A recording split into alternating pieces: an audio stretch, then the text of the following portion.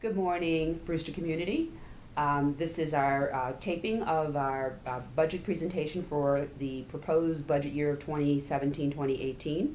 This morning, Jamonica Warren, who's a senior here at Brewster High School, along with Mr. Victor Karlsson, who's our business official, will be sharing some of the highlights of our budget. It's been part of a three-part series. The last phase of the budget presentation occurred last night at our Board of Education meeting. So this is an opportunity for us to bring this budget information to the larger community and introduce it from the perspective of students. So Jamonica is here to interview Mr. Karlsson and myself, and you'll be able to sort of get a sense of not only the budget from the perspective of families and taxpayers, but also from the perspective of a student. So, Jamonica, we're ready with your first question. Okay, thank you. So, how will this budget affect student lives? Like, what will I see as an effect of the budget? I think you'll see a few things. First of all, right now in the high school, we're offering a Project Lead the Way Introduction to Engineering course, which is one of our first, real STEAM courses.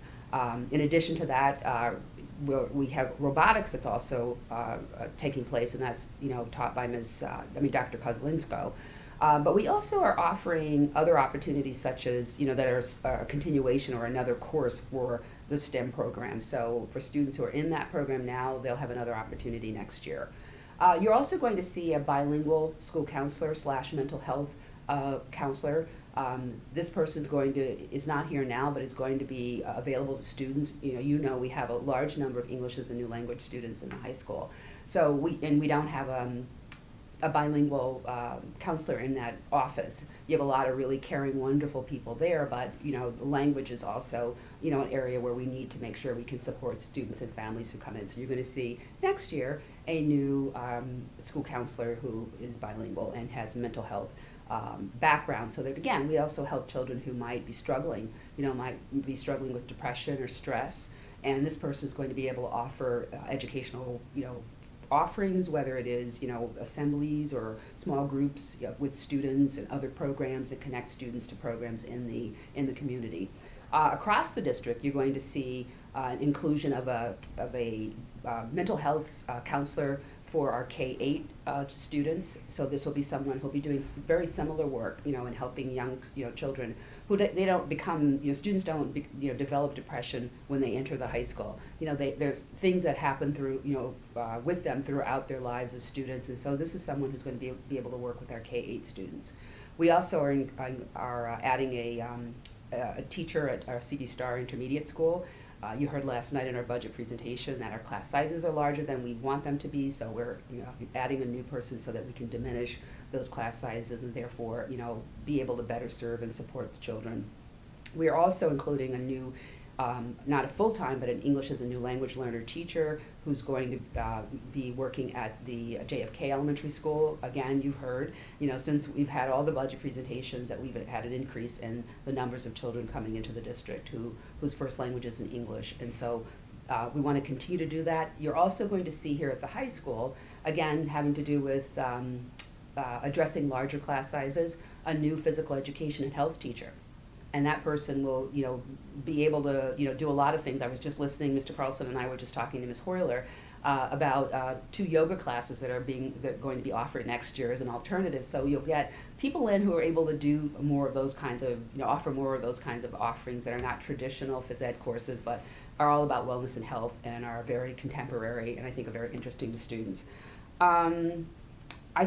Those are all of the offerings that are associated with students and classrooms. Obviously, there are aides and monitors, bus drivers, and others who are very essential to the functioning of the district, where we'll be increasing a few of those people. And that's important to student life as well. Yeah. It's important to be able to make sure you're not waiting long for buses. You won't be here, but other students will be here. But on behalf of all the students who will be here, it's very important for us to be able to make sure we make improvements across the district and improve student life in a variety of ways. I would just add to that, also included in next year's budget is the addition of K-5 clubs, which we began this spring, also some additional clubs at the high school. Yeah. So some more offerings for students to participate in things that they enjoy. Okay. So I noticed the K5 clubs at the lower grades. That's really cool. Our Spanish class we go on help too. So are there any other clubs at higher levels, or are there any benefits to the high school clubs and middle school clubs? Because I noticed that at the high school, there's definitely more involvement in the high school clubs between the middle school clubs to have them have an idea of what they want once they get to high school. Is there any?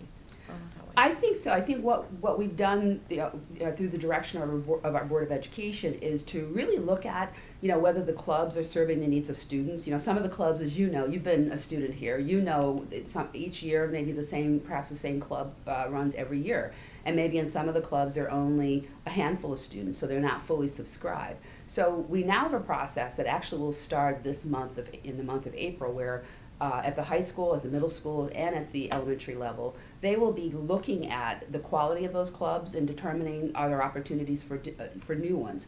Each year, for example, even here, Mr. Leonard, science teacher, was interested in offering, I believe it was a robotic submarine STEM-ish after-school club. And he proposed it last year, and we had already started, and approved all the clubs that we were going to offer this year. But I said to him, go back to Ms. Hoyler with that proposal and see if you can integrate that, into the offerings for this year. So those kinds of decisions are going to be made to make sure that the clubs are always relevant and important to students, because they are for students. They're not for the adults. They're for the students. And so we want to make sure that we continue to look at ways to analyze, whether those things are really serving the needs of students. The other thing that we want to make sure that we're doing, that you see a lot in the K-5 clubs, we're offering robotics, coding, young innovators, and the world language courses. As you know, we have a strategic coherence plan, and that plan is all about making sure that we expose students to 8 core competencies: 4 academic, it's critical thinking, problem solving, communication, and collaboration, and 4 social emotional: perseverance, resilience, flexibility, adaptability, and civic and social responsibility, or ethical responsibility. We want to make sure we integrate those into our clubs. So we're it's not only just the core content, but it's also what happens, what the experience is for children before and after school when they participate in co-curriculars. So all of that work will be going on. So we'll be looking at everything to make sure that we're always fresh and relevant, and that students are the ones choosing and making decisions about what's offered. Okay, thank you. So earlier you mentioned that we'll be getting more bus staff and different buses, but in the budget that is a separate plan. So could you please explain the bus proposition? Yeah, absolutely. We have a separate proposition. Proposition number 2 is to purchase a number of vehicles to replace some of our aging fleet. So from our budget presentations, I'm sure you've seen, we have 29% of our buses that are over 15 years or older. And similar to your own car, it has a certain life expectancy. Buses are no different. So we have an issue with our buses that are aging rapidly, and as they become older and older, it's harder to even find replacement parts, and it becomes more costly to repair them. Again, comparing it to your own car, it gets to a point where it's no longer worth repairing, and then you need to replace it. So that's the point that we're at with a number of our vehicles, and we replace them through a strategy called a fleet replacement plan. And it calls for a level approach, so each year we're committing to purchase a certain number of buses based on a 15-year life cycle. So the goal is each year to have a level and predictable replacement of our buses, so that we keep our fleet level, consistent, and operating obviously in the safest manner possible. The newer buses are obviously way more safer than some of the older buses, and also the newer buses are way more green than the older buses, even in the diesel models. Diesel nowadays is way more clean than diesel was 15 years ago, so that's another one of our goals, is to replace our buses with cleaner diesel buses. Okay. Anything else? I think that Mr. Karlsson and Mr. Coxon spent a lot of time looking at models for replacing the fleet and keeping the fleet fresh. That's an important part of how we're able to operate as a system. That you probably don't know this, Jamonica, or although you might remember it from one of our presentations.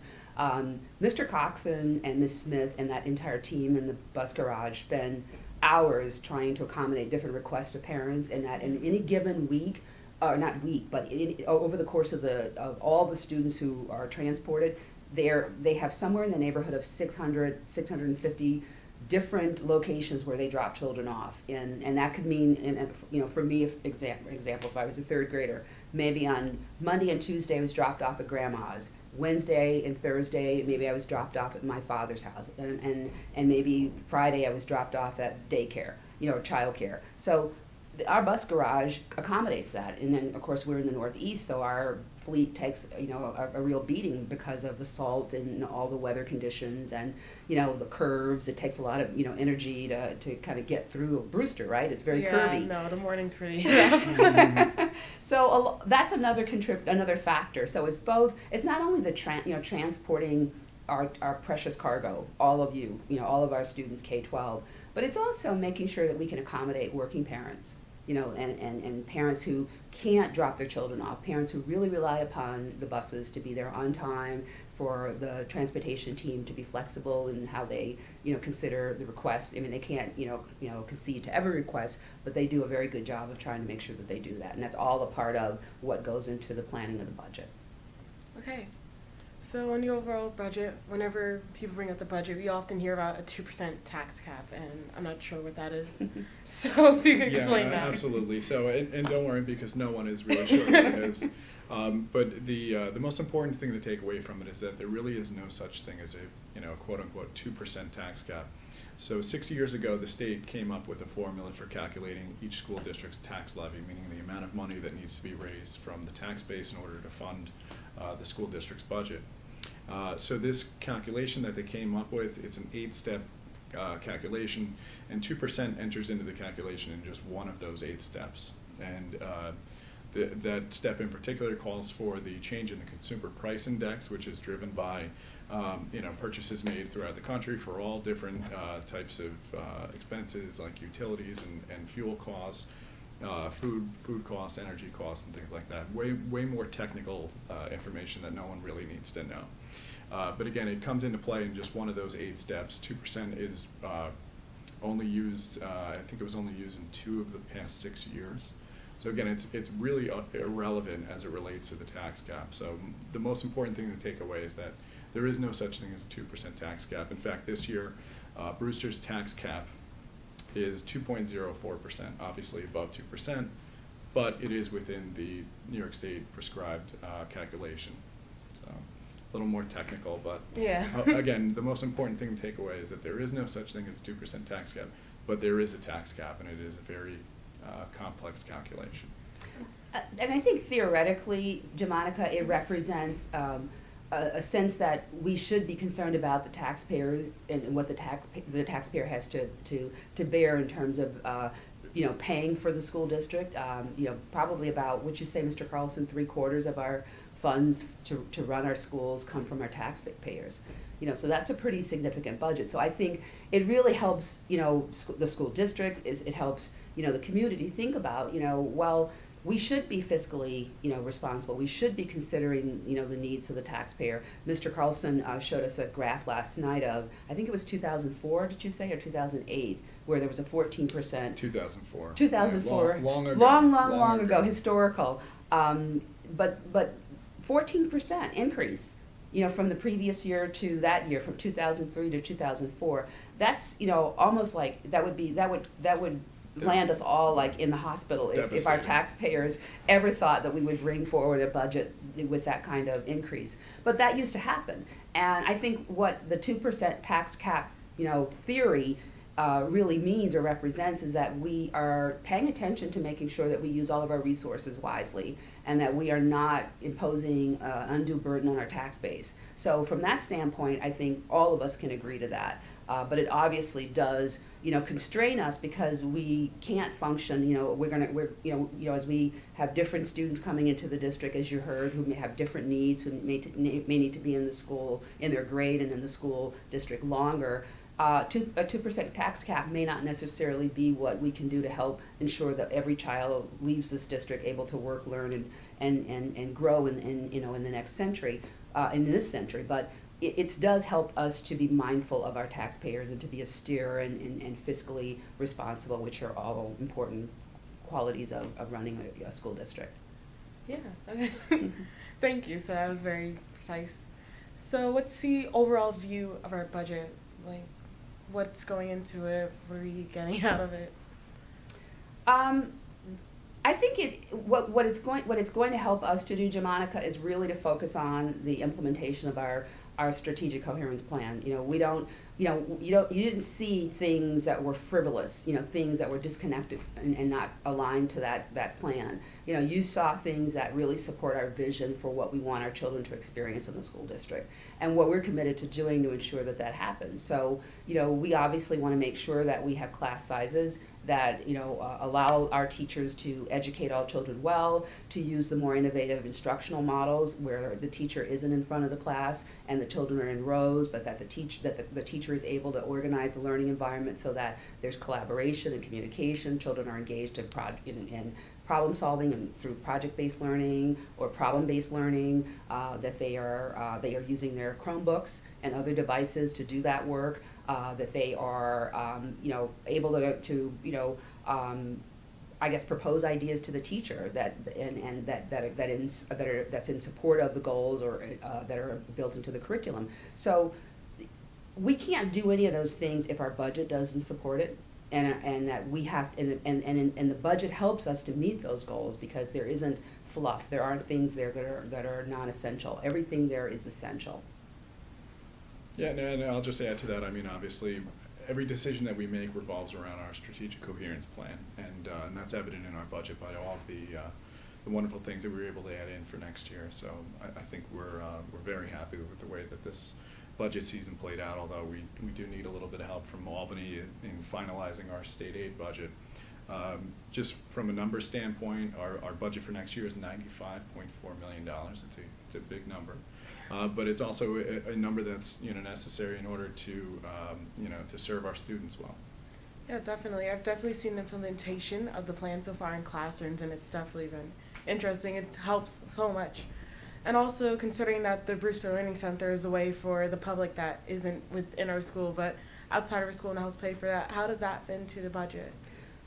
It's a really critical part of it. I mean, obviously, through Mr. Karlsson's fiscal talents, we're able to make sure that we can provide for. You need staff to be able to start it. I mean, obviously, myself and Ms. Gavin have been involved in the startup, but we can't continue, to run the program on our own. So staffing, of course, is, an essential part. So we will be hiring a person who not only helps to run the Community Learning Center, but it'll be a clerical person, but someone who's also helping us with registration and with residency. So we're doing two things with that role. One is creating a program that benefits our community by offering them low or I should say inexpensive courses that are run year-round, that are offered here in our buildings, either at H.H. Wells or here at the high school. Courses that are interesting to them, such as knitting, yoga, digital photography. There's a fabulous one called Adventures Around Putnam that explore, all the rich historical sites here in Putnam County, which are, many, which I didn't know. So yeah, you drive by the signs all the time. All the time, so. but there's so much here. So there's a course that does that. The other half of that person's role is to make sure that that people who are attending our school district actually should be attending our school district. And that's another way to mine the store, and make sure that the taxpayers' resources are going towards educating the children who are residents of Brewster. So it's twofold. It is, what's the benefit if I don't have a child here and attending the school district anymore? Why should I, pay my tax bill, or why should I say, wow, I really want to make sure that these facilities are maintained because I'm going to be walking in here and taking a course. And at the same time, the district is going to be watching and monitoring whether you are a resident of the district when you enroll your child. And so that's a very, very important part, and I think our taxpayers will appreciate that. Yeah, that's really cool. It's nice. So what can students and parents do to be involved in the budget and see it go through? I think first and foremost, they should watch this YouTube. I think they should, this is a form of education. I think the fact that you are a member of the Board of Education as a student representative is a critical part, and anything that you can do to further promote the messages embedded in the budget. I think you could talk about it with your teachers. You can have, you could have a teach-in, where you talk about, why these elements of the budget are so critical to the life of the school district and to the life of students. If everyone, watched this YouTube, listen to Mr. Karlsson's podcast, which again further explains the budget, I think that would go a long way in helping people to understand what that $95.4 million actually represents. Yeah, absolutely. And, of course, visit our website for all, all of the past presentations. Most important thing is just to get informed. Talk with your friends, talk with your neighbors, what's important to you. And then also to participate in our board meetings. Come and attend our board meetings, learn more about the budget. And I believe you can go and register to vote in Putnam County, anyone who's 18 and over. It's important. It's a civic responsibility that everybody gets out and votes. Yeah. And Mr. Karlsson is in the process of creating the annual budget newsletter, which will also explain a lot of the details that have been shared at the last three budget presentations, and that's very thorough, and so it's important to know why, when you go in and you cast your vote, that you're doing it on behalf of children. That that residents hopefully will value not only the experience that children are having in the district, but that they'll value these properties and what they represent, because the school district is a central part of a community, and it shows in the values that the community has for education. Okay. So thank you, Jamonica. Thank Do you have any other questions for us, or any other insights or thoughts you'd like to share? No, I've just already noticed a strategic coherence plan, and it's been amazing in class. It's been through all my classes, even my math class, which is usually very straightforward in this way too. But we did whole projects on budgeting and more real-world applications, and teachers are definitely taking more care to focus on that. Okay. And so I've really seen the benefits, and so I'd like to see it continue when I'm gone and in the future. That's great. Thank you for sharing that. We're very excited, and we've been doing a lot of work to make sure that the whole district knows about that plan and has a way of thinking about how to integrate those 8 competencies into curriculum, instruction, assessment, professional learning, and the learning environment. So thank you for sharing that. Yeah, no problem. So thank you again, Ms. Warren. Thank you, Mr. Karlsson, and thank you, Brewster community. And we hope that this information that we're providing to you is helpful in understanding why the budget process is so essential to the district in continuing to meet its goals for how we want our children to learn and live and to grow as students in the district and when they leave. Thank you very much.